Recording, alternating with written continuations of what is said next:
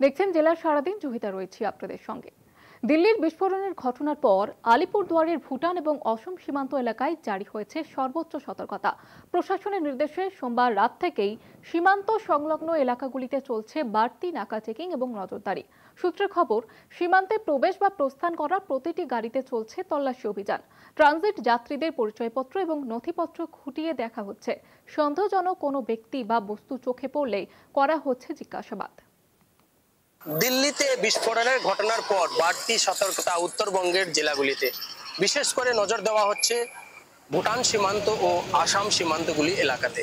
বর্তমানে আমরা রয়েছি আলিপুরদুয়ার জেলার ভুটান সীমান্ত জয়গার পাশাকাগামী প্রধান সড়কে। সামনেই রয়েছে ভুটান, এই মেন করিডোর ভুটান যাওয়ার আলিপুরদুয়ার জেলার জয়গার জিএসটি নাকা পয়েন্ট।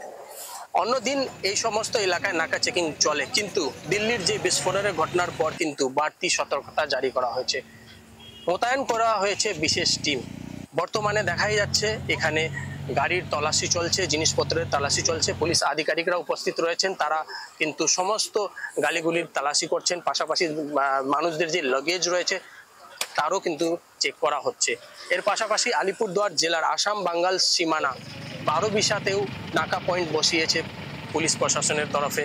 সমস্ত গাড়িগুলি তল্লাশি চালানো হচ্ছে।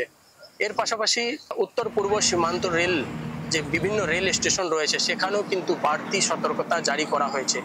রেলের আরপিএফ ও পুলিশের কর্মীরা তারা কিন্তু রেলেও তল্লাশি অভিযান চালাচ্ছেন। মেটাল ডিটেক্টরের মাধ্যমে তারা কিন্তু যাত্রীদের লাগেজ চেকিং করছে। বিশেষ করে দিল্লিগামী যে ট্রেনগুলি রয়েছে সেই সমস্ত ট্রেনগুলিতে বিশেষ তল্লাশি চালানো হচ্ছে।